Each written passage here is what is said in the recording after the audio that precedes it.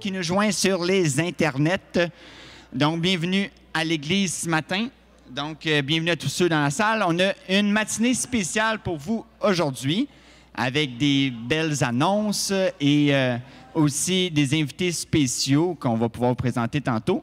Mais avant, on va commencer comme à l'habituel avec une période de chant. Donc, je vous inviterai à vous lever. On va prier ensemble et on va commencer à chanter.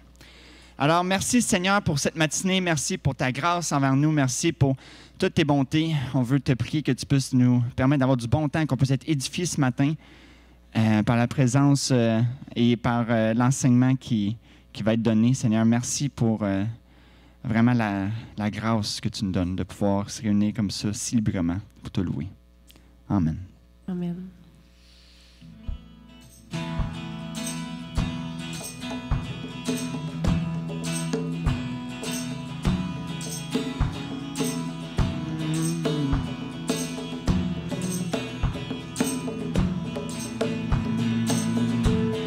Sans ta lumière, Seigneur, que ferions-nous dans ce monde perdu au large, dans le brouillard, au gré des vents?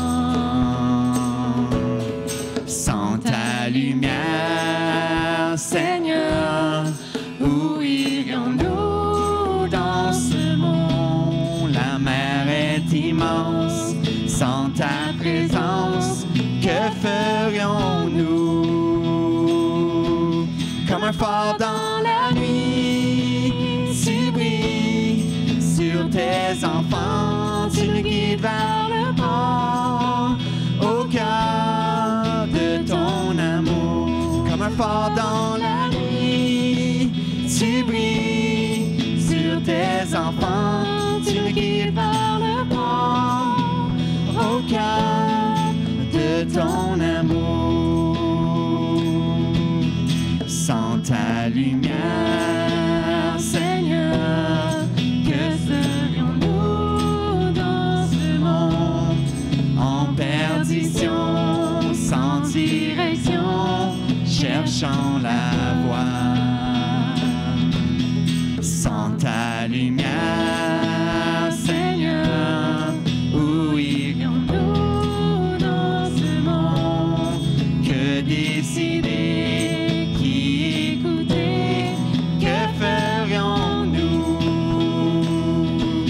Comme un phare dans la nuit, tu brilles sur tes enfants, tu nous guides vers le port, au cœur de ton amour. Comme un phare dans la nuit, tu brilles sur tes enfants, tu nous guides vers le port, au cœur de ton amour.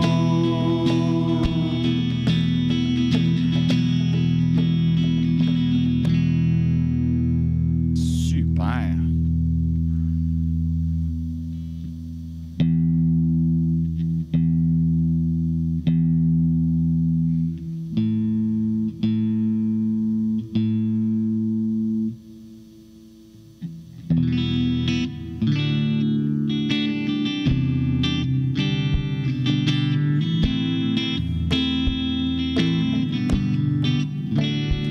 Comme soupire une biche après l'eau d'un ruisseau, moi aussi, ô Seigneur, je soupire après toi.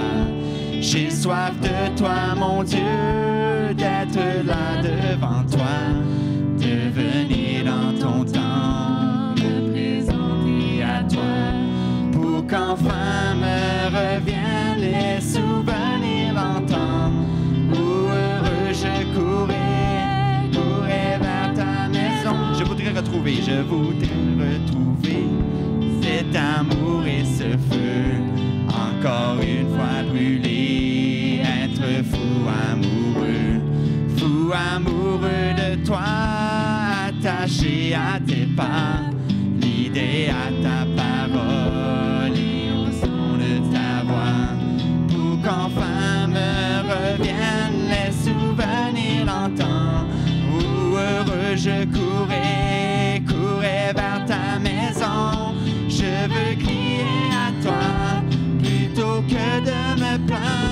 je veux compter sur toi, te louer à nouveau.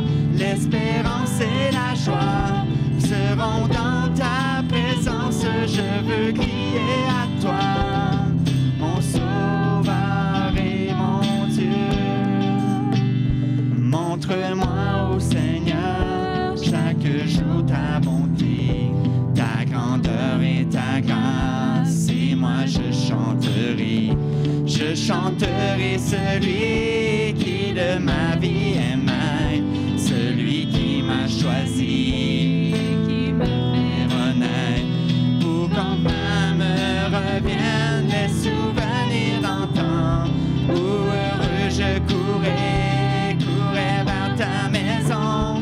Je veux crier à toi, plutôt que de me plaindre, je veux compter sur toi, te louer à nouveau.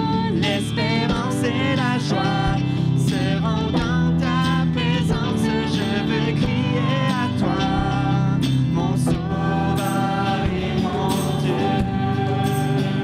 Je veux crier à toi, plutôt que de me plaindre. Je veux compter sur toi, te louer à nouveau. L'espérance et la joie seront dans ta présence. Je veux crier à toi, mon Sauveur et mon Dieu. Est-ce qu'il y avait des annonces? Non, vous pouvez rester debout, les chants vont continuer. Bon, non, asseyez-vous, les chants vont continuer après la pause. Bonjour. On peut ouvrir les lumières à l'arrière. Il n'y aura pas de pause, mais il y aura de courtes annonces. Alors, tout d'abord, bienvenue. Bienvenue à chacun et chacune dans cette belle assemblée de Dieu. Alors, bon matin. Bon matin. Bon matin. Yes. Bon. Alors, je suis content d'être ici avec vous. Hier, on avait des belles funérailles. C'est rare qu'on dit ça. On dit un beau mariage, mais des belles funérailles, c'est particulier. Mais moi, j'ai trouvé que c'était des belles funérailles. C'est sûr que c'est des circonstances un peu tragiques du décès d'un jeune homme, 22 ans. Alors, au nom de toute l'Assemblée, j'offre mes sympathies à toute la famille, au papa, Philippe Foster, et à la maman du jeune garçon, de Nicolas, José Corriveau. Alors, je leur offre mes sympathies à toute la famille aussi. Et c'était des belles funérailles dans le sens que ce qui réjouit nos cœurs à travers ces moments tragiques, dans le fond, c'est que c'est les témoignages que j'ai entendus par rapport surtout à un de ses amis qui nous a dit que son copain, son ami, Nicolas, aimait le Seigneur et vraiment que vraiment Jésus était présent dans sa vie et que maintenant il est assuré qu'il est entre les bras de Jésus. Alors ça réconforte beaucoup toutes les personnes qui étaient dans la salle et pour savoir que ce jeune homme, Nicolas, à 22 ans, avait l'assurance de son salut. Alors, c'est bon. Maintenant, quelques petites annonces. Au niveau il y aura une rencontre de prière 24/7 qu'on appelle, qui se fera en Zoom le 13 juillet prochain. Donc, il y a des informations dans votre bulletin, juste à communiquer par courriel à Jonathan Clermont. Vous avez les détails dans votre bulletin. Aussi, ce matin, il y a la garderie d'été, donc pour les jeunes enfants de 4 à 9 ans, excusez-moi, 4 à 9 ans. Donc, vous allez vous inscrire à la table rouge, là, à la porte d'entrée. Et puis, tout à l'heure, avec moi, vous allez pouvoir monter en haut. Ce matin, pour rendre ça possible, cette garderie-là, on a besoin d'un aide, un ou une aide. Donc, c'est une personne 14 ans et plus. Juste lever la main. OK, maintenant, merci beaucoup. Alors, maintenant aussi, pour rendre ça possible toujours, il nous manque 2 dimanches à couvrir. Les dimanches du 30 juillet et du 6 août. Pour être responsable de ces ateliers-là, ces 2 dimanches-là, un des 2 dimanches en tout cas, il faut que vous ayez déjà reçu une formation par rapport à la protection des enfants. Donc, les personnes qui ont cette formation-là, vous le savez. Alors, simplement écrire votre nom à l'arrière près de la map monde. Là, il y a un tableau à cet effet. Inscrivez votre nom et je vais communiquer avec vous. Autre dernier message pour ce matin. Il y a une personne de l'Assemblée qui va déménager le 22 juillet. Elle aura besoin de 2 hommes forts. Son nom, c'est Isabelle Savard. Isabelle, tu peux te lever pour que les gens te voient. Isabelle, elle aura besoin de 2 paires de bras d'hommes. Samedi, 22 juillet, à 8h30. Donc, juste aller voir Isabelle et échanger vos coordonnées. Aussi, quelque chose qui me rend heureux ce matin, c'est au niveau des offrandes dans l'Église. Je suis réjoui que nos offrandes, avec ce que Dieu permet, c'est lui qui suscite dans nos cœurs cette générosité d'offrir une partie de ce qu'il nous donne déjà, parce que tout ce qu'on a, ça vient de lui. Alors, on a atteint, toute l'Assemblée ensemble, 98% du budget qu'on s'est fixé en tant qu'Assemblée. Alors, un beau Amen! Amen! On peut applaudir le Seigneur pour justement ces dons qui permettent qu'on puisse mettre devant lui pour le développement de l'Évangile dans le Grand Trois-Rivières, la Grande Mauricie. Alors, juste avant, je vais partir avec les enfants, je vais prier. Non, je ne parle pas tout de suite avec les enfants. Non, on continue les annonces.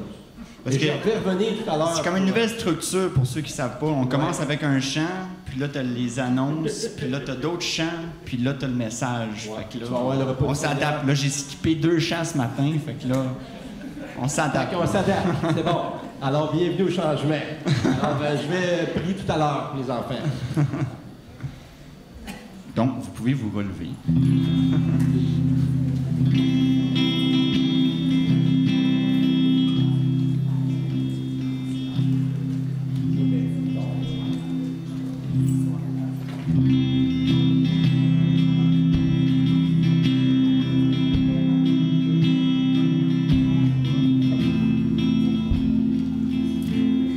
J'écouterai ce que dit Dieu, car il est droit pour qu'il écoute.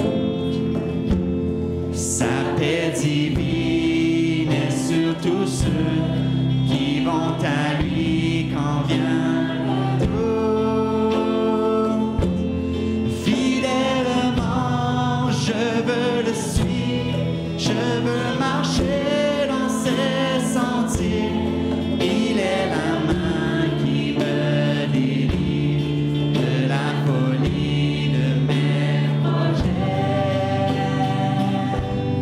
Ta bienveillance, ô Éternel, vaut mieux que tout ce que j'ai vu.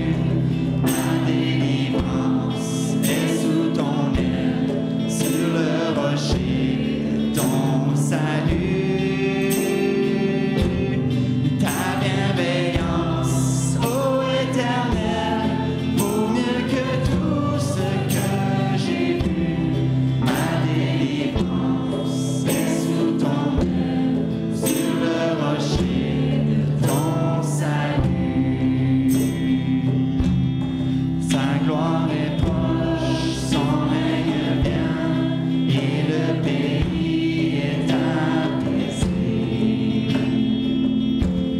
Lorsque la crainte est en chacun, lorsque son nom est exalté, marchons en paix, suivant son pas, en justice et en vérité, recevons tout ce qu'il voudra, ce que sa main veut nous donner. Ta bienveillance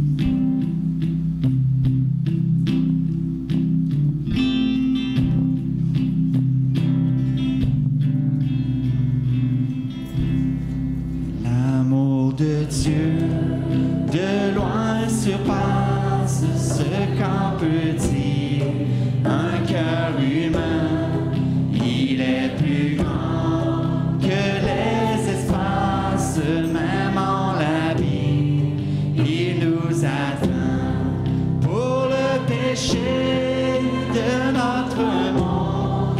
Tu nous donnes à Jésus, il nous pardonne aux paix profondes, il sauve les perdus. L'amour de Dieu, si fort, si tendre, est un amour sans fin. Tel est le chant que font entendre les anges et les saints. Verser de l'encre dans les ondes, changer le ciel en parchemin, tendez la plume à tout le monde et que chacun soit écrivain. Vous dire tout l'amour du Père ferait tarir les eaux et remplirait la terre entière sur cet divin boulot. L'amour de Dieu, si fort, si tendre, est un amour sans fin. Tel est le chant que font entendre les anges et les saints. Et que le monde un jour chancelle avec ses trônes et ses rois, quand trembleront tous les rebelles, soudain saisis d'un grand effroi. De Dieu l'amour que rien ne lasse, pour nous encore vivra. C'est le miracle de la grâce. Amen, alléluia. L'amour de Dieu, si fort,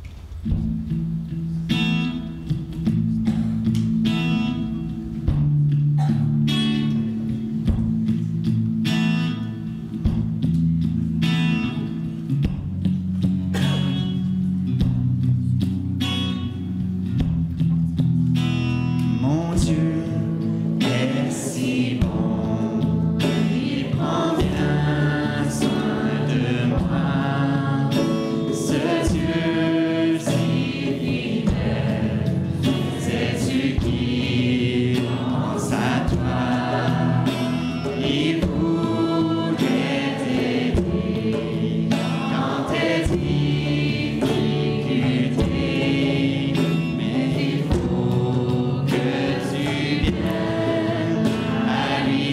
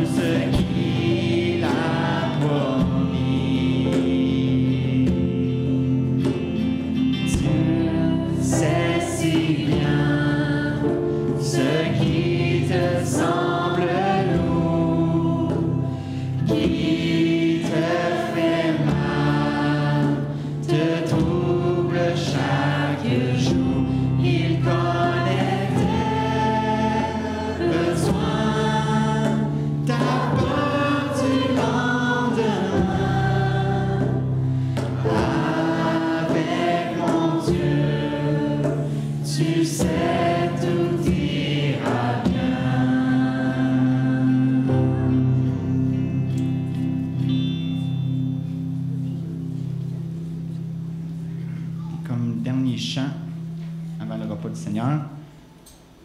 C'est lui qui a créé.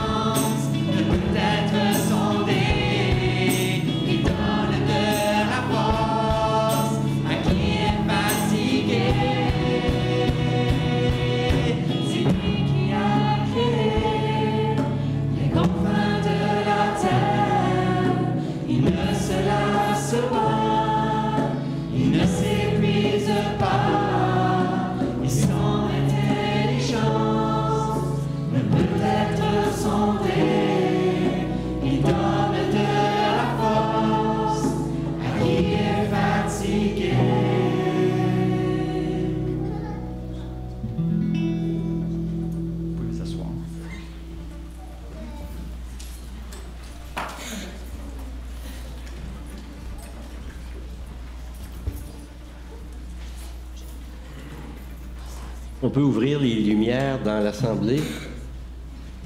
Alors,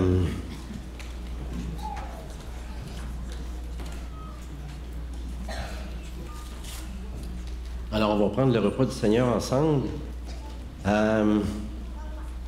Dieu m'a mis à cœur de vous partager un texte de Paul et son ami Timothée, qui s'adresse à l'Église située à Philippe. Juste avant, je vais demander déjà à ceux qui vont passer les éléments de commencer à s'avancer et de tout de suite passer les éléments dans l'Assemblée pendant que je vais vous parler justement de Paul et Timothée qui s'adressaient à l'Église. On parle déjà dans le premier chapitre aux Philippiens de l'Église. L'Église, c'est qui? C'est Paul et Timothée qui s'adressent aux saints qui sont à Philippe, dans la ville, et aux évêques et aux diacres. Donc déjà, l'Église, la première Église, si on veut, était comme déjà formée. Hein? Les saints, c'est qui? C'est tous ceux qui appartiennent à Jésus-Christ. Et ce matin, bien, tous ceux qui appartiennent à Jésus-Christ, ici, vous êtes des saints. Et dans sa première lettre, justement, je vais commencer à lire à partir du chapitre 1, le verset 27. Il dit ceci. Il s'adresse à toute l'Église, là. Seulement, conduisez-vous d'une manière digne de l'Évangile de Christ, afin que, soit que je vienne vous voir, ou soit que je reste absent, j'entende dire de vous que vous demeurez ferme dans un même esprit, combattant d'une même âme pour la foi de l'Évangile, sans vous laisser aucunement effrayer par les adversaires, ce qui pour eux est une preuve de perdition, mais pour vous de salut. Ici, on est en présence de deux preuves. Donc, on parle ici des saints, un peu comme vous ici, qui parlaient de Jésus à votre entourage ou qui est un témoignage vivant de Jésus-Christ. Il dit ici que vous êtes comme deux preuves. Vous êtes une preuve de perdition pour ceux qui vous regardent aller et vous êtes une preuve de perdition. Ça veut dire que vous êtes une preuve que la perdition existe. Et vous êtes également une preuve de salut. Donc vous avez à la fois, vous démontrez deux preuves. Une preuve que la perdition existe, mais une preuve aussi que le salut existe. Et cela vient de Dieu, car il vous a été fait une grâce par rapport à Christ. Non seulement de croire en lui, mais encore de souffrir pour lui, en soutenant le même combat que vous m'avez vu soutenir et que vous apprenez maintenant que je soutiens. C'est toujours Paul qui parle ici, et on sait qu'il est dans les liens, qu'il est enchaîné à cause de Christ. Donc au chapitre 2, il poursuit. Si donc il y a quelque consolation en Christ, s'il y a quelque soulagement dans l'amour, s'il y a quelque communion d'esprit, s'il y a quelque compassion et quelque miséricorde, rendez ma joie parfaite, ayant un même sentiment, un même amour, une même âme, une même pensée. Ne faites rien par esprit de parti ou par une vaine gloire, mais que l'humilité vous fasse regarder les autres comme étant au-dessus de vous-même. Que chacun de vous, au lieu de considérer ses propres intérêts, considère aussi ceux des autres. Ayez en vous les sentiments qui étaient en Jésus-Christ, existant en forme de Dieu. Il n'a point regardé son égalité avec Dieu comme une proie à arracher. Jésus, ici, ça nous dit clairement que Jésus est Dieu. On parle d'égalité. Jésus, égalité avec Dieu, existant en forme de Dieu. C'est-à-dire que Jésus a toujours été Dieu. Il n'a jamais, même en passant avec un corps humain, il est demeuré Dieu. Il a pris une autre forme, mais il est demeuré Dieu.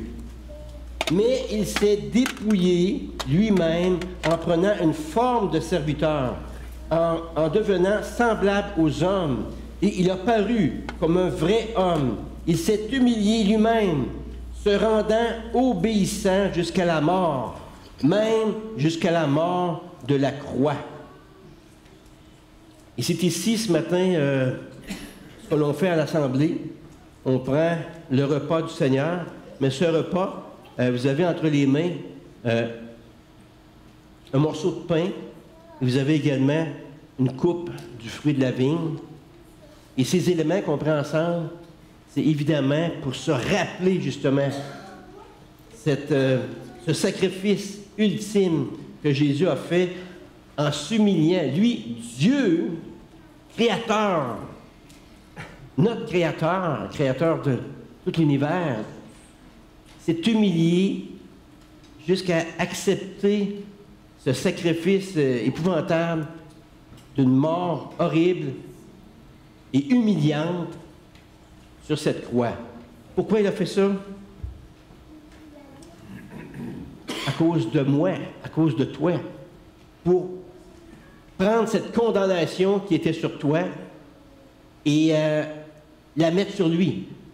C'est toi qui aurais dû, c'est moi qui aurais dû être sur cette croix et subir la colère de Dieu, le châtiment de Dieu. Mais lui, Jésus, il l'a pris à ma place. C'est ça qu'on veut se rappeler avec ces éléments qui sont dans nos mains, cette coupe qui nous rappelle le corps meurtri de Jésus à la croix et son sang versé, son sang qui efface toute condamnation, qui efface tous mes péchés passés, présents, à venir. Tout est effacé. C'est pourquoi, au verset 9, aussi Dieu l'a souverainement élevé. Il lui a donné le nom qui est au-dessus de tout nom, afin qu'au nom de Jésus, tout genou fléchisse dans les cieux, sur la terre et sous la terre, et que toute langue confesse que Jésus-Christ est Seigneur à la gloire de Dieu le Père. Alors, je vais prendre les éléments également avec vous. Merci. Alors, ayant justement ce morceau de pain et cette coupe qui représente le corps et le sang de Jésus qui a été versé, c'est Dieu qui était accroché, cloué à cette croix à cause de moi, à cause de son amour pour moi. Prenons ces éléments dans le nom de Jésus. Merci Seigneur Jésus pour ce que tu as fait à la croix pour moi. Prenons, mangeons et buvons.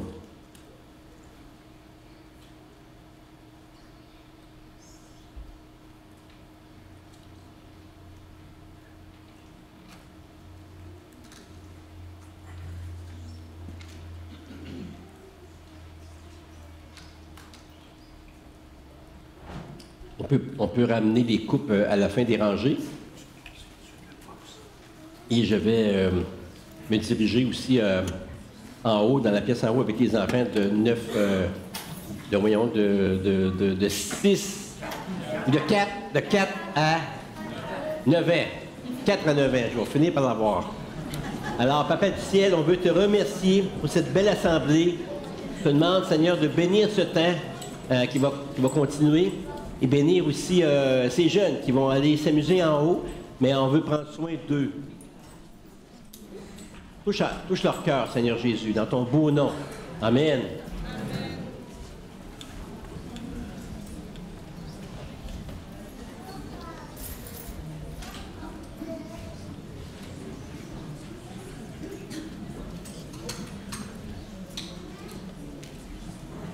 Alors, on laisse les enfants descendent en bas. Ah oui, excusez-moi. On va donc le temps en bas, en haut. Tant qu'ils suivent la bonne personne en avant, n'est-ce pas? Oui, c'est vrai, j'étais en vacances, j'étais un petit peu dans le... Ravi d'être avec vous ce matin. Et encore une fois, bienvenue à tous et chacun. Si je suis ici devant vous ce matin, j'apporte pas la parole. C'est Jocelyn, puis aussi avec un de nos missionnaires qui va emporter la parole ce matin. Mais je suis ici pour faire suite à l'annonce. Il y a 2 semaines, on l'a annoncé à l'Église avec Louis-Philippe que Louis-Philippe allait terminer son mandat pour être rémunéré comme pasteur en formation la première fin de semaine de septembre, donc à la fête du travail. Mais aussi, en même temps, commencerait un nouvel ouvrier en formation qui serait là. Et je suis là pour vous le présenter ce matin. Ça vous intéresse? Oui. Vous êtes curieux? Oui. Vous regardez d'un bord puis de l'autre, voir s'il y a un visage que vous ne connaissez pas. Alors, on cherchait quelqu'un qui serait disponible pour se joindre à nous, pour travailler avec la jeunesse, comme Louis-Philippe le faisait, mais également qui va avoir un peu plus de temps disponible parce que sa formation est complétée pour travailler aussi dans d'autres domaines de l'Église progressivement, selon ses dons et ses capacités. Et donc, la famille Martin est là ce matin. Je vais les inviter à se lever. Maman est descendue en bas.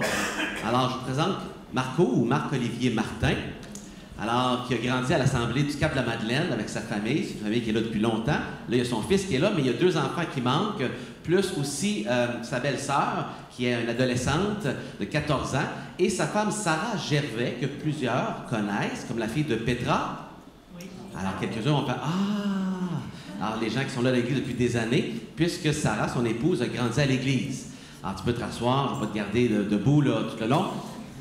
Alors, donc, ils sont à Shawinigan, à l'église baptiste, et ils ont accepté de venir se joindre à l'équipe pour être en formation pendant la prochaine année ou deux, pour être évalué, formé et équipé davantage. Il a déjà sa formation à NBBI, il y a 10 ans, il a fait son bac pendant 4 ans à NBBI, la même endroit où j'ai fait moi-même aussi mon bac.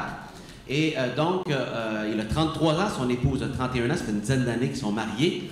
Et dans la région, et donc on est vraiment contents, c'est à travers une série de circonstances que Dieu a conduit, qu'on a pu être mis en contact, même si j'entendais le nom de Marc Olivier depuis un certain nombre d'années dans la région. Et donc, il va travailler avec la jeunesse et travailler aussi, il va se joindre à l'équipe aussi pastorale pour les rencontres de l'équipe pastorale. On va faire tout ce qu'il faut pour le préparer. Parce que vous savez, notre équipe pastorale vieillit. Ça paraît pas de même parce qu'ils sont tellement dynamiques, ils bougent. Et c'est sûr qu'à 68 ans, c'est difficile de battre André là, avec des pirouettes par en arrière. Mais vous savez, ils vieillissent, les gars du conseil. Et donc, à 70, 68, 62, il y a une chance que je suis là pour rajeunir la moyenne d'équipe. Hein? Et là, Tony aussi s'est ajouté dans la cinquantaine. Mais c'est notre rôle comme pasteur de favoriser avoir d'autres ouvriers qui sont dans la vingtaine, dans la trentaine, dans la quarantaine, en train d'être formés pour prendre la relève aussi. Et donc, on est ravis vraiment qu'ils aient accepté. Sarah est justement là. Vous pouvez toutes la regarder. Reste debout, Sarah. Ils vont pouvoir te regarder. Alors, et donc, on est vraiment ravis qu'ils se joignent à nous. Est-ce que vous leur donnez une belle main d'applaudissement?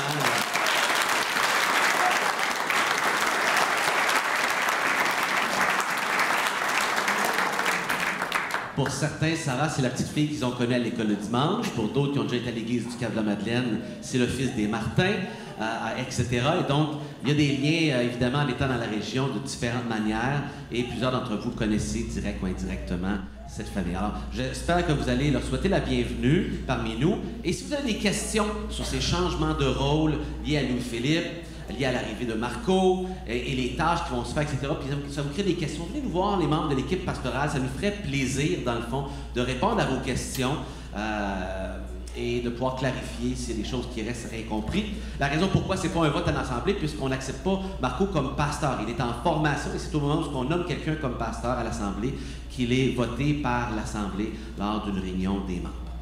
Et voilà. Et juste avant de terminer, j'aimerais juste souligner qu'on a un de nos doyens, pas le moindre, un de nos anciens pasteurs à la retraite, qui s'appelle Lucien, qui a eu ses 76 ans aujourd'hui.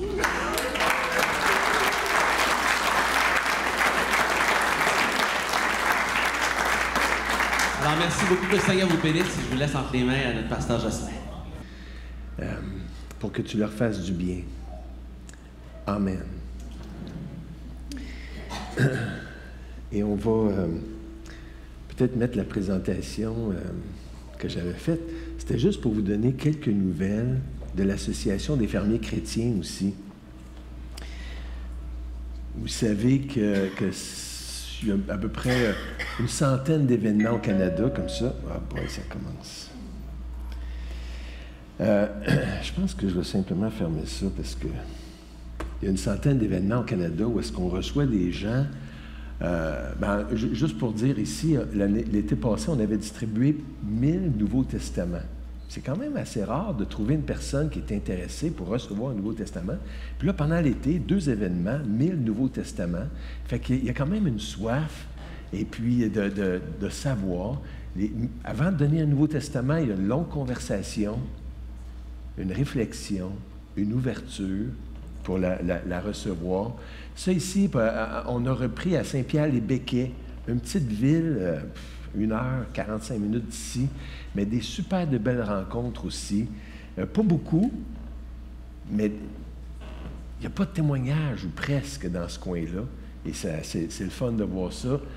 Ça, c'était l'année passée à l'Expo. C'est en cours. Là, ça commence à midi. Il y en a un kiosque, un peu comme celui-là. Je vais montrer... ça, c'est avant-hier. On voit France ici qui est là, à grosse chaleur. J'ai pensé que ça te ferait plaisir, France. Mais encore là, des belles nouvelles. Je me souviens, hier, il y a quelqu'un, habituellement, je viens ici à chaque année, je ne prends pas de dépliant, mais là, je vais en prendre un, puis je vais le lire. Puis là, comme s'il y a un progrès, puis ça déclic. Une autre personne, vraiment des belles rencontres. Gardons ça en prière. C'est un privilège, là, où est-ce que vous êtes tous invités, vous êtes tous des chrétiens matures qui feraient une belle job dans un kiosque. Il y a Saint-Tite aussi qui s'en vient. 573 personnes ont reçu des Écritures. Donc, on peut s'inscrire à ces événements-là. On peut penser aussi à ceux qui auraient à cœur de prier. L'AFCC, l'Association des fermiers chrétiens, a été refusée dans quelques événements de la région. Fait que ça ne fait pas le bonheur de tous de nous voir là-bas, mais ça fait le bonheur de plusieurs quand même, de recevoir des articles comme ça. Et ceux qui voudraient s'impliquer, c'est mon numéro, vous pouvez m'appeler, puis je vais vous donner des instructions. Et c'est de ce dont j'aimerais parler ce matin. Là, je pense que ça ne marche pas, ça, ici. Là. Oups. Ça.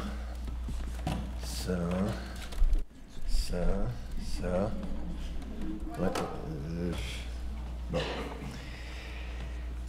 C'est un peu un encouragement. Tu sais, des fois, c'est difficile. Les gens ne se convertissent pas facilement. Je ne sais pas si c'est pour vous, là, mais tu sais, on en parle des fois longtemps, pendant des années. Et puis, même des gens qui ont connu l'Évangile, qui s'éloignent de l'Évangile, qui délaissent l'Évangile, des jeunes, des moins jeunes. Et puis, ici, je trouvais qu'il y avait un encouragement. C'était les expressions « ce que tu m'as donné » qu'on retrouve dans Jean 17. Alors, il y a 5 fois où est-ce que... Jean 17, là, tout le chapitre, c'est une prière de Jésus. On n'en a presque pas de prière de Jésus. Tu sais, Père, je te loue de ce que tu as caché ces choses aux 16 et 22 ans, mais que tu l'as révélé aux petits-enfants. Bon, c'est une prière de Jésus, ou de rendre grâce pour la nourriture, des choses comme ça. Mais là, on a tout un chapitre où est-ce que c'est Jésus qui prie? Il priait souvent, des fois tôt le matin, il s'en allait des heures de temps, mais on ne sait pas qu'est-ce qu'il demandait. Le Notre Père, ce n'était pas une prière pour Jésus, c'est une prière pour nous autres. Tu sais, jamais Jésus dirait « Pardonne-nous nos offenses, comme nous pardonnons à ceux qui nous ont offensés. » Il n'y en avait pas d'offense. Mais là, on en a une bonne, grosse, puis on voit un peu la dynamique de ce qui se passe entre lui et son Père. C'est beau, c'est bien. Et puis... C'est un petit peu petit, là, mais ça ne sera pas tellement long, là. Endormez-vous pas tout de suite. C'était juste pour pointer qu'il y avait à tous ceux que tu lui as donnés. Et je trouvais ça intéressant. C'est le Père qui fait un cadeau à Jésus, qui lui donne des gens. Et là, c'est comme ces gens-là, là, ils m'appartenaient. Puis je vais te les donner, Jésus. Ah, ouais. Je ne savais pas ça, que ça marchait comme ça. Et puis, on voit un peu que Dieu est en contrôle. C'est ça qui m'encourageait pour l'évangélisation. On parle du Seigneur, puis les gens ne semblent pas répondre, mais Dieu est en contrôle. Écoute, il y en a que je vais te donner. Tu vas voir. Et puis là même, ça dit, la première expression, selon que tu lui as donné pouvoir sur toute chair. Le Père a donné pouvoir sur toute chair, afin qu'il accorde la vie éternelle à tous ceux que tu lui as donnés. Il dit, ça s'en vient, il n'y a pas de problème, inquiète-toi pas, il a pouvoir sur toute chair, et il va accorder la vie éternelle à tous ceux que le Père lui a donnés. Ah ouais! Et là, il y en a un autre ici, au verset 6, « J'ai fait connaître ton nom aux hommes que tu m'as donnés du milieu du monde. Ils étaient à toi. Le Père les avait, ils sont à moi, puis je vais les donner à mon Fils. Du milieu du monde. » OK? Une autre expression, c'est pour eux que je prie. Et là, c'est un petit peu difficile, ça dit « Je ne prie pas pour le monde. » On y reviendra plus tard. Ça donne un petit questionnement. Comment ça, tu ne pries pas pour le monde? Tu sais, il dit non. c'est pour eux que je prie. Je ne prie pas pour le monde, mais pour ceux que tu m'as donnés. » Encore la même expression qui revient souvent, parce que entre Jésus et le Père, il y avait des gens du monde que le Père a donné à Jésus. OK, on rentre un peu dans cette dynamique entre le Père et le Fils. Lorsque j'étais avec eux dans le monde, je les gardais en ton nom. C'est vrai au niveau de survivre, au niveau de la protection, au niveau de l'enseignement, au niveau de toutes ces choses-là, le Père, Jésus, les gardait en ton nom. J'ai gardé ceux que tu m'as donnés, encore une fois. Fait que là, c'est en 12 versets, là, on en a combien? 4. Et il y en a un dernier. Père, je veux que là où je suis, ceux que tu m'as donnés soient aussi avec moi. Et il y a des choses très belles dans tout ce passage-là. On n'aura pas le temps de les regarder, mais c'était de voir un peu que, bon, ils étaient à toi, donc ils étaient au Père avant qu'ils viennent à Jésus. Avant qu'ils soient donnés. Ceux que j'aimerais rejoindre, que j'aimerais voir devenir chrétiens, ils sont au Père. C'est ça qu'il me dit. Un cadeau du Père au Fils, même c'est un cadeau d'une épouse qu'on retrouve ailleurs dans Apocalypse 19. « Réjouissons-nous, soyons dans l'allégresse et donnons-lui gloire, car les noces de l'agneau sont venues. Son épouse s'est préparée. » C'était l'Église, les croyants, ceux que le Père a donné à Jésus. Et c'est toute cette dimension-là de l'élection. Dans Éphésiens 4, 1, 4 à 5, on lit « En lui, Dieu nous a élus, avant la fondation du monde, pour que nous soyons saints et irréprochables devant lui. Il nous a prédestinés. » Donc, il était au Père. Il les a donnés à Jésus parce qu'il était élu et prédestiné. C'est des grosses vérités, hein? C'est des grandes choses qui nous étourdissent un petit peu, là, de dire « Ah oui, OK, avant la fondation du monde, tu m'avais élu et prédestiné dans son amour à être ses enfants d'adoption par Jésus-Christ, selon le bon plaisir de sa volonté. » C'est comme s'il disait, « Je ne cherche pas à comprendre pourquoi, là. C'est pas parce que tu étais plus beau, plus fin, plus smart que moi, j'ai compris c'était quoi l'Évangile, puis qu'elle n'a pas compris. Non. Les gens qui m'entourent, des fois, sont plus intelligents, plus sensibles, plus moraux. Puis eux autres, ils ne comprennent pas. Pourquoi? Parce que ce n'était pas sur la base de mes capacités, mais selon le bon plaisir de sa volonté. C'est moi qui décide avant même que tu existes. Tu étais à moi, tu m'appartenais. Et je t'ai donné à Jésus, qui a reçu tout pouvoir sur toute chair pour nous donner la vie éternelle. Wow! C'est étourdissant comme vérité. Et puis, cette notion-là, la doctrine de l'élection, de la prédestination, c'est une grande vérité qui nous donne la paix, car l'évangélisation est d'abord un projet qui commence par Dieu. C'est lui qui est en contrôle depuis bien longtemps. Il avait planifié sa shot, son plan, là, il l'avait bien en contrôle avant de lancer la machine de l'univers. OK, bon, fait que je vais me calmer. Ça a l'air qu'il a tout prévu. Il a tout calculé son affaire. Et sur le Père là, qui donne, là, il y a d'autres expressions qui parlent de ça, ceux que tu m'as donnés. Dans Jean 6, 35, on dit « Tous ceux que le Père me donne viendront à moi. » Pas peut-être qu'ils vont s'intéresser. Non, ils vont venir. Jésus il dit « Tous ceux que le Père me donne, ils vont venir à moi. » C'est un automatisme, ça va marcher. tous ceux que le Père me donne viendront à moi, je ne mettrai pas dehors celui qui vient à moi. Or, la volonté de celui qui m'a envoyé, c'est que je ne perde aucun. Ils vont venir, puis je ne les perdrai pas. Je ne perde aucun de tous ceux qu'il m'a donnés, encore la même expression, mais que je les ressuscite au dernier jour. Et ça continue dans le même Jean 6. Nul ne peut venir à moi si le Père qui m'a envoyé ne l'attire. Et je le ressusciterai au dernier jour. Mais c'est sûr que tout ça, là, quand on réfléchit à ça, ça soulève la question, ouais, mais pourquoi il n'a pas attiré les autres, là? Puis là, c'est juste eux autres, puis les élus, puis non, pas correct ça. C'est quand même un favoritisme. Mais oui, comment ça tu choisis? On ne choisit pas. Tout le monde est correct, puis non, ça a l'air que, oui, il choisit, puis qui attire. Nul ne peut venir à moi si le Père... Oh, moi, c'est pas de ma faute, je n'ai pas été attiré. Hein? Chalez-moi pas avec ça, là. C'était pas pour moi. Hein, on a ça, cet inconfort-là. Il est écrit dans les prophètes, ils seront tous enseignés de Dieu.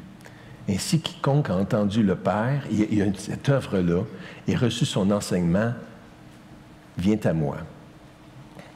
Et à la fin du chapitre, le même chapitre 6, il ajouta, « C'est pourquoi je vous ai dit que nul ne peut venir à moi si cela ne lui a été donné par le Père. » Et là, le verset suivant, dès ce moment-là, c'est comme, non, tu sais, c'est pas Dieu qui choisit, c'est nous autres qui faisons des efforts pour suivre le Seigneur, pour comprendre l'Évangile, pour lire la Bible, puis tout ça. Il dit, non, c'est nul ne peut venir à moi si cela ne lui a été donné par le Père. Dès ce moment, plusieurs de ses disciples se retirèrent. Il y avait plusieurs événements. Il avait parlé, ceci est mon corps, ceci est mon sang, mon sang est vraiment un breuvage, puis ça les avait dégoûtés. Mais qui les a amenés à se retirer, mais c'était ce point-là, dès ce moment, plusieurs des disciples se retirèrent. Et c'était ce choix-là, cette élection, cette prédestination, que moi, ça me rassure un petit peu, là. Le Seigneur, c'est son œuvre. J'essaie de rentrer, de collaborer, vous aussi, avec ceux qui vous entourent, vos proches, vos amis, pour leur partager l'Évangile. Fait qu'on voit là que le Seigneur s'occupe, Jésus s'occupe, là, je ne répéterai pas ça, puis il n'y a pas beaucoup de temps, là, de leur donner la vie éternelle. Avec tous ceux que tu m'as donnés, il s'en occupe. Et puis, ce que ça m'avait encouragé, je ne sais pas s'il y en a qui se souviennent, Benoît Lavergne nous avait lu l'histoire de Frank Jenner. Ça doit faire bien longtemps. Ça, c'est un gars qui vivait à Sydney, en Australie, et qui, c'était un jeune matelot comme ça, et puis il se promenait, quelqu'un l'avait invité sur la rue de venir à une réunion d'église. Il avait une vie tout croche de matelot. Et là, le Seigneur avait ouvert son intelligence, il était devenu chrétien, et puis il avait pris l'engagement et dit, « C'est tellement beau ce que tu as fait pour moi, Seigneur, que tous les jours qui me restent, je veux partager l'Évangile à 10 personnes. » C'était son souhait. Puis c'est ça qu'il avait fait. Bon, 10 personnes, c'est quand même beaucoup de monde, à chaque jour. Mais sa méthode, c'est qu'il y avait the Frank Jenner question. Il y avait une petite question, puis pour lui, c'était ça. Et pourquoi je trouvais ça intéressant? C'est que c'était pas élaboré, son affaire. Il présentait, puis il laissait le Saint-Esprit agir. Et le Saint-Esprit a agi. Et quand on regarde sur YouTube, là, ça n'en parle, je n'ai pas les détails, puis je pourrais vous lire, là, mais le temps manque. Et voici sa question. Et là, excusez-moi, monsieur, j'ai quelque chose de très important à vous dire. Ce ne sera pas long. Si vous deviez mourir aujourd'hui, iriez-vous au ciel ou en enfer? Merci. God bless. Parce que il était sur... lui, il dit... il travaillait sur la rue George. C'est une rue commerciale d'affaires à Sydney, en Australie. Et puis, il était dans des magasins. Puis là, des fois, il sortait. « Excusez, madame, j'ai quelque chose de très important à vous dire. Une question super. Si vous deviez mourir aujourd'hui, est-ce que vous iriez au ciel ou en enfer? Merci. God bless. » Et là, il se sauvait. Et là, ce qui est arrivé, c'est que... Je veux dire, il partageait comme ça à 10 personnes. Et puis, ce gars-là, Francis Dixon, là, je vais vous raconter l'histoire que je ne voulais pas vous raconter, mais Il était une fois dans une réunion comme ça, un dimanche matin, à Londres. Et puis là, il arrive un gars, un nouveau, il lève la main. Est-ce que je pourrais dire un petit témoignage? Il dit, j'étais à Sydney, en Australie, et je me promenais sur la rue Georges, puis là, il y a un petit bonhomme qui est venu, puis qui m'a posé la question comme ça. Il dit, ça m'a travaillé. Je suis revenu chez nous, j'ai cherché, j'ai parlé avec des amis. Il y en avait un chrétien, il m'a conduit au Seigneur, puis je suis ici maintenant avec vous, je viens de déménager dans la ville. Tout le monde s'est mis à applaudir, bravo, puis ils l'ont accueilli dans l'église. Fait que là, Francis Dixon, où est-ce qu'il prêchait? Francis Dixon donnait des conférences aussi. Fait qu'il s'en va à une autre conférence, et là, il parle aux responsables, comment est-ce que tu es devenu au Seigneur? Ben oui, j'étais sur la rue Georges à Sydney. Et puis, même petit scénario, même petite question. Et là, il se promène de conférence en conférence, il raconte, hey, j'ai rencontré 2 personnes, il y en a 4 autres qui viennent le voir, moi aussi. Puis des gens influents, il y avait un Indien des Indes qui était venu, et puis qui était hindou, et puis qui raconte bien dans la vidéo, c'est pas long. Elle dit, j'étais un homme d'affaires super important aux Indes, et puis je passais justement en Australie, à un corps diplomatique, puis tout ça, et puis j'arrive sur la rue Georges, puis là, il y a un monsieur gentil qui vient me voir comme ça, et qui me pose la question, « Excusez, monsieur, j'ai quelque chose de très important à vous dire, ce ne sera pas long. Si vous deviez mourir aujourd'hui, iriez-vous au ciel ou en enfer? Merci, God bless you. » Et il dit, je suis revenu aux Indes avec un fardeau, c'est vrai, qu'est-ce qui va m'arriver vraiment? C'est sûr que les hindous, ils ont toutes leurs réponses à ça. La réincarnation, la roue du samsara, la loi du karma, puis tout ça. Mais il dit non, J'allais voir sur ma rue, il y avait un sage. J'ai demandé qu'est-ce que je fais, quelle question, comment je réponds à ça. Ah, il dit c'est bien compliqué, moi je... Va donc voir au bout de la rue, il y a un missionnaire. Peut-être qu'il a la réponse, lui. Comme de fait, il va voir, il se convertit, il devient chrétien, et là, il est responsable d'un groupe d'aumôniers aux Indes, 1000 aumôniers. Fait que, donc, l'histoire va comme ça. Fait que là, ça a donné que dans ses conférences, Francis Dixon, il s'en va à Sydney. Puis là, il arrive, il posait aux chrétiens, « Connaissez-vous un gars qui pose une question étrange sur la... » « Ben oui, c'est Frank Jenner. » Puis là, il rencontre. Là, c'est sûr, ça l'a touché parce que lui, il savait, il y avait, oui, eu des bonnes conversations, des discussions, des conversions aussi, mais il dit, je ne savais pas que les gens avaient continué, avaient porté du fruit. Et là, il était ému aux larmes de savoir ça. Puis là, la réflexion continuait, mais comment ça va être un coup rendu au ciel quand il va tout voir? Les fruits pour lesquels il a témoigné faiblement, mais que le Seigneur était derrière avec son bras puissant pour toucher les cœurs, les attirer à lui, ceux qui appartiennent à Dieu et qui a donné à son Fils comme ça, à qui il a donné tout pouvoir sur toute chair pour leur donner la vie éternelle. Et là, ça nous permet de penser qu'il n'y a rien de perdu, il n'y a rien d'oublié, il n'y a pas de parole, il n'y a pas de prière en trop, de gaspiller. Faisons confiance que le Seigneur est derrière à l'œuvre. Autrement, c'est décourageant parce qu'on voit peu de fruits et aussi c'est écrasant. Ah, il n'est pas venu au Seigneur, pour moi, j'aurais dû y dire ça. Pourquoi? C'est de ma faute. Non, ce n'est pas de ta faute. Parce que c'est le Seigneur qui est en contrôle. Gardons-nous quelques minutes pour penser un petit peu à l'expression « je ne prie pas pour le monde ». Est-ce que le Seigneur est vraiment injuste? Est-ce qu'il fait du favoritisme? Est-ce qu'il y a des chouchous, puis les autres, il les a... Ben là, si tu ne les as pas élus, il n'y avait pas le choix. Il ne pouvait pas venir à toi. Nul ne vient à toi, à moins que le Père qui l'a envoyé ne l'attire. Bon, il ne l'a pas attiré. Fait que là, c'est sûr, il n'a pas joué, il n'est pas capable. Fait que tu l'as fait pour l'enfer. Ben c'est ça, bravo. Tu sais, c'est difficile à accepter, cette notion-là. Mais si on regarde un petit peu, parce que c'est des notions profondes. Tu sais, on rentre dans, en tout cas pour moi, là, tu sais, dans les plans de Dieu, là, oups, attention, là, tu sais, tirons pas des conclusions trop vite. Soyons humbles et sachons lui donner la gloire dans tout ça.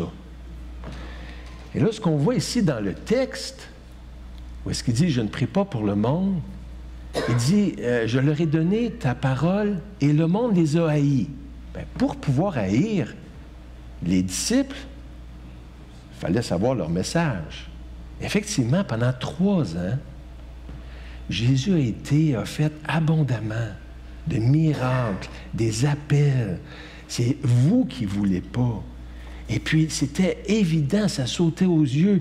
Il dit, toi, Capernaum, tu seras jugé. Penses-tu être élevé jusqu'aux cieux? Non. Tu vas être abaissé au plus bas, parce que si les miracles qui avaient été faits chez toi avaient été faits à Tyr et à Sidon, ça fait longtemps qu'ils se seraient repentis. Donc, il avait semé, il les avait aimés, ces gens-là, pour qu'ils puissent en retour les haïr, parce qu'ils ne sont pas du monde, comme moi je ne suis pas du monde. Je ne te prie pas de les ôter du monde. C'est quand même un signe d'amour envers le monde. Là, ceux que j'aime, ceux que tu m'as donnés, je les laisse dans le monde. Et on voit la suite de l'histoire. Père, tu es en moi comme moi je suis en toi, afin qu'eux aussi soient un en nous, pour que le monde croie. Donc, il ne priait pas directement pour le monde, il priait directement pour ses disciples et ceux qui en viendraient à croire à cause de leur parole, nous, c'est-à-dire, et ceux à qui on évangélise. Et donc, il priait pour ces gens-là, sachant qu'eux autres allaient être des témoins, afin que le monde croie que tu m'as envoyé. Je ne sais pas si vous voyez ce que j'ai en train de dire. Donc, ici, dans le cas, il n'a pas prié pour le monde, mais il priait pour les gens qui allaient être des témoins dans le monde.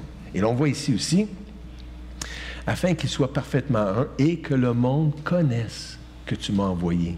Et je pense qu'on peut conclure que le Seigneur a travaillé longtemps auprès d'eux, a bien témoigné, et qu'il veut encore que le monde connaisse. Et cette expression-là ici, c'est ça, c'est Dieu qui choisit, attire et donne à Jésus, mais les hommes sont aussi, d'une façon que je ne comprends pas, sont aussi responsables de venir à Jésus. Et on le voit dans Luc, ici on a 2 passages, Jérusalem, Jérusalem, qui tue les prophètes et qui lapide ceux qui te sont envoyés. Combien de fois ai-je voulu rassembler tes enfants comme une poule rassemble sa couvée sous ses ailes, et vous ne l'avez pas pu? Ben oui, vous n'étiez pas élus. Vous n'étiez pas attirés. Vous ne pouviez pas. Non, il ne dit pas ça. Il dit, vous ne l'avez pas voulu. Comme quoi vous pouviez, mais vous ne l'avez pas voulu. Et moi, je me dis, OK, tu sais, il voulait. Puis là, on le voit ici, comme il s'approchait de la ville, Jésus, la voyant, pleura sur elle. Est-ce qu'il pleure sur les croyants? Non, il pleure sur les incroyants qui le rejettent. Pleura sur elle. Il dit, si toi aussi, au moins en ce jour qui t'est donné, tu connaissais les choses qui appartiennent à ta paix, mais maintenant, elles sont cachées à tes yeux. Mais il pleurait quand même. Et j'aimerais conclure avec cette idée-là d'application. Jésus pleurait. Pourquoi est-ce qu'il pleurait? Parce que ça lui faisait de la peine. Ça lui faisait de la peine de voir ces gens-là séparés de Dieu éternellement. Ça ne le laissait pas indifférent. Et l'application, c'est de dire, ben moi aussi, je suis entouré, comme Jésus, de gens qui s'en vont sur l'autoroute de l'enfer. Comment je prends ça? Est-ce qu'on dirait, ben, tu sais, moi, ça m'a fait de la peine au début, là, mais je me suis consolé quand même assez vite. Je me suis accommodé. Non, là, ça ne me dérange plus. C'est correct. J'arrive quand même à bien vivre ma vie, là, assez heureux, puis ça va bien. Est-ce que Jésus il disait ça? Ça faisait 3 ans là, qu'il, avec acharnement, puis là, il arrive au bout, là, puis il voit encore, maintenant, là, c'est trop tard pour toi. C'est caché, c'est un jugement de Dieu qui tombe dessus, après avoir refusé. Mais vous me faites broyer pareil.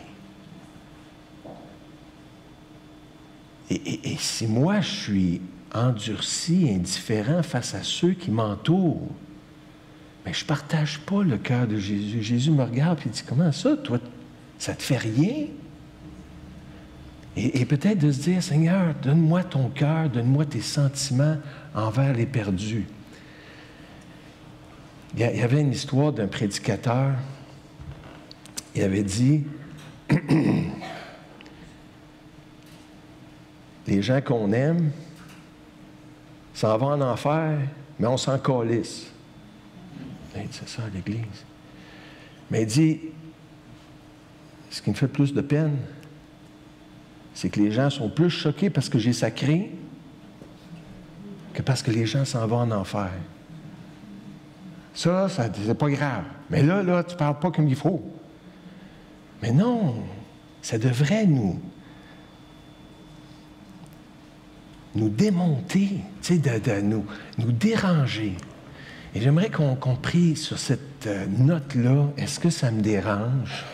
Est-ce que j'en pleure des fois? Puis on devrait en pleurer des fois.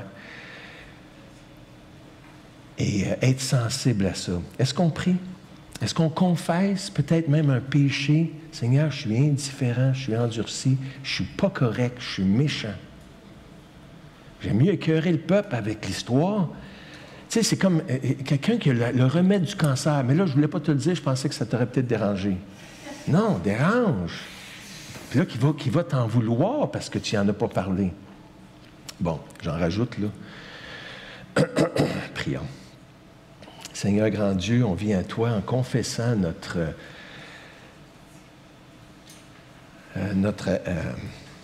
complaisance, une paix qu'on ne devrait pas avoir face à la destinée éternelle de nos semblables. Oui, c'est toi qui choisis, qui élis, qui donne à Jésus, mais ça me dérange comme ça dérangeait Jésus, et ça devrait me déranger aussi. Et si ça ne me dérange pas, je te demande pardon. C'est pas correct. Seigneur, donne-moi ton cœur, donne-moi tes pensées, tes sentiments envers ceux qui, par amour pour leur âme, Seigneur. D'ouvrir la bouche, de donner un dépliant, de faire quelque chose. Seigneur, mais permets-moi pas de finir ma course, Seigneur, en étant insensible à ceux qui périssent. On te le demande dans le nom de Jésus. Amen.